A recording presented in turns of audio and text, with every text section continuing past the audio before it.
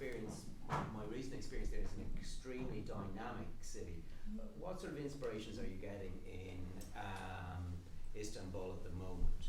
Well, my thinking, the reason that I wanted to go to Istanbul was for all the reasons that you just mentioned. It seemed to be somewhere where there was a kind of hope and prolificness and activity in literature that was not necessarily there in the literary scene in the States.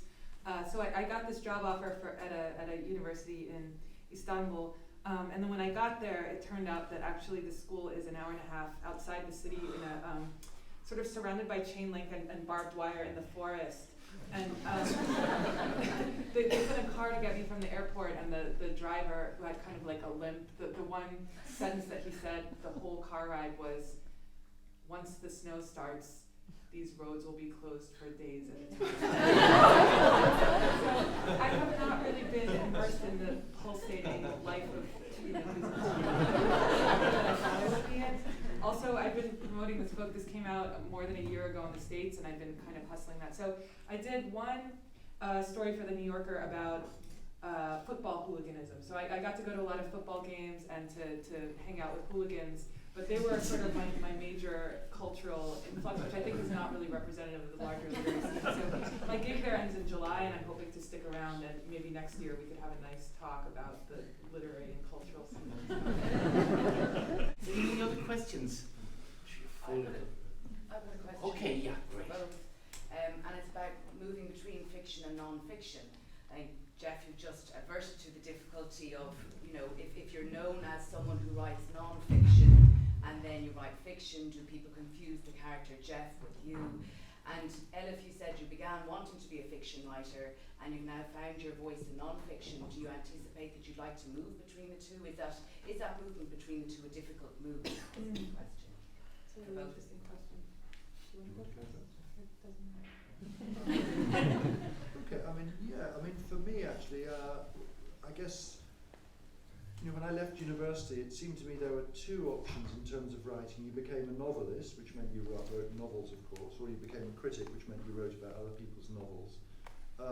And for me, since, as I'm always saying, I'm so sort of hogtied as a fiction writer by my absolute inability to come up with stories and plots. I just can't think of plots. All I can think of is situations, maybe, but that's it. I mean, it's my novels really. It's all just comforting to hear.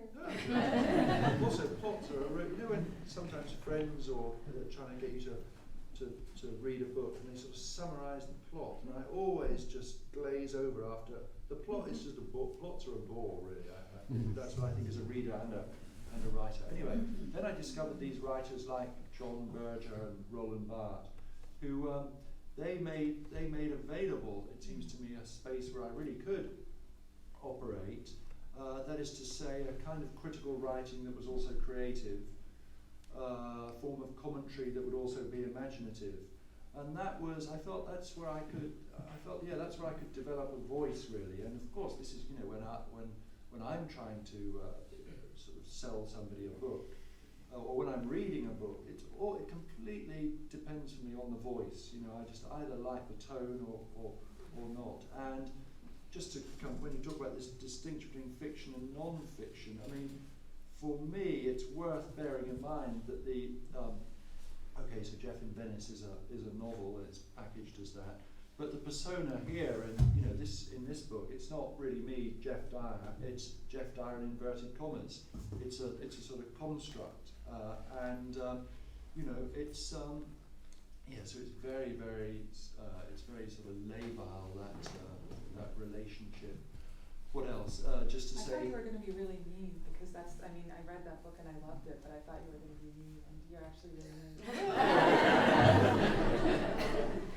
Yeah, and just the last point I would say is that the yoga book that came out, at one stage I was so pleased with this, it was going to be published as fiction in the States and non-fiction in I think, in the end they went for non-fiction both places, for completely sort of mercenary motives, but I liked that very much. The distinction means nothing to me. I think it's much more about the expectations that readers bring to a certain form. That's my two penny worth.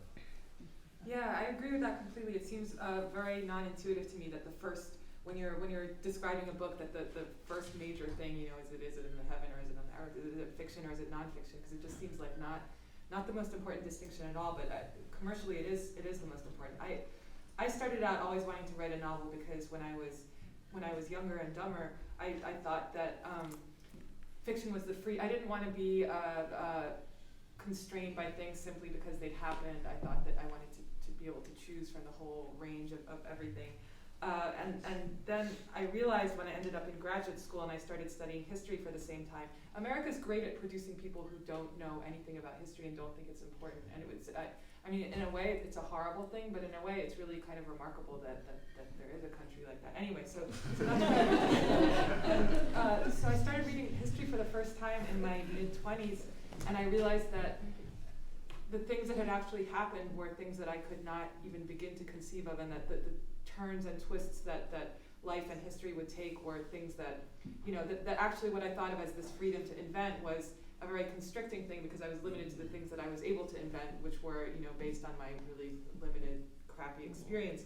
So then I got kind of addicted to this, you know, the ring of the truth and the nature of the truth. That said, when I was writing this book, I really wanted to do it as fiction. It was actually well, my first New Yorker story ended up to be it was a profile about a Thai kickboxer in San Francisco, and it was on the basis of that I got a literary agent, and she really wanted me to do a book about the rising women's mixed martial arts scene in America. And then I actually a novelistic retelling of Dostoevsky's Demons set in a Stanford-like graduate program. So we fought over this for like 3 years, and we would like negotiate and suggest different things. But so in the end, I ended up having to do this as nonfiction, because everything in America has to be nonfiction now. A lot of the Tolstoy piece in this book came out first in Harper's. It was fact-checked, and it involves a bus trip between Tolstoy's house and Chekhov's house, where a famous Tolstoy scholar has a bathroom accident. And I would really have preferred to write about that as fiction, because it's a real person. I'm now no longer welcome among a lot of Tolstoy conferences, and I understand that. It makes a lot of sense to me. So I would like to be able to, for my next book, I would like to. I'm sure to a greater extent, I'm completely unable to invent plots or think of interesting things, and I don't want to. It feels like a waste, you know. When I was doing that Bobbin story, I initially was assuming I was going to do it as fiction, and then I had just read Philip Roth's The Prague Orgy, where he, it's kind of an aspirin papers-like setup where this Yiddish language writer in Czechoslovakia has died with this very small body of work, but then some more stories were discovered, and it's a cross between that imaginary writer is clearly a cross between Bruno Schulz and Isaac Babin, but Roth had to invent him. So I was thinking, okay, I'll have to invent an Isaac Babin-like writer, and then I thought, that's not a good use of my time. I'm not going to be able to invent anything as good as the real thing, and then why should I have to? Because what drew me to that story is how much I love his works, and I want to be able to quote them. I don't want to have to invent quotes that are going to, so. But I would like to be able to take the kinds of liberties that fiction writers take, so I want the best of everything. Let's find one more, or we're about to put some. Okay. This is for Geoff Dyer. You wrote what I thought was an absolutely wonderful book called But Beautiful. Yeah. And what is wonderful about that book, as far as I'm concerned, is the way in which you wrote as if you were playing a musical instrument, a whole lot of musical instruments. I'd love to know how you did that. Yeah, okay. I know you can't answer that, but I just try. I should explain that my sort of initial response to that question, when you said you wrote a wonderful book but beautiful, I went, I was agreeing with the title, not with the adjective. So this is my book about jazz musicians, and I guess the thing is I loved jazz so much, and this has been... that came through. Yeah, I really, and I think that one of the ways in which it came through, you see, is that, and this is something that's kept me going from, I was so unqualified to write it, but I had this great urge to discover stuff about this music, and that urge was not satisfied by the available books, because my understanding of the technical terms of music is absolute, so I really don't know what it means if somebody says you go from a C major to a anyway. So as is always the case, of course, you want to find out about something, and when the book is not available, you end up, or when the books are not available, you end up writing one of your own.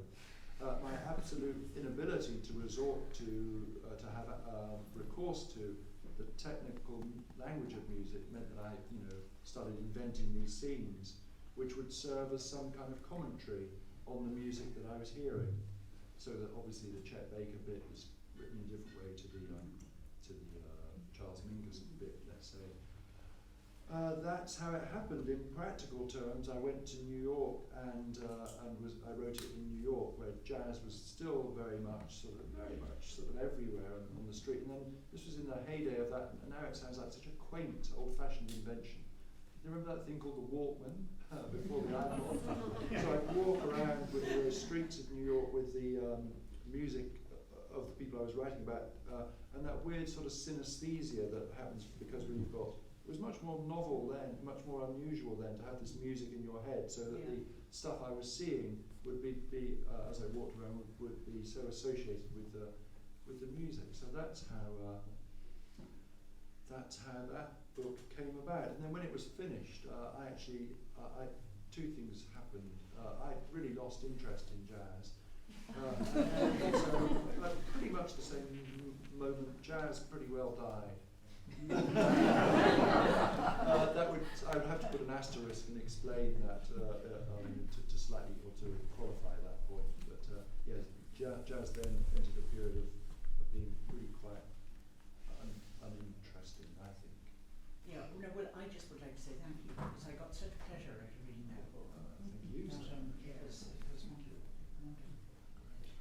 And I think at this stage I have to say thank you for being a wonderful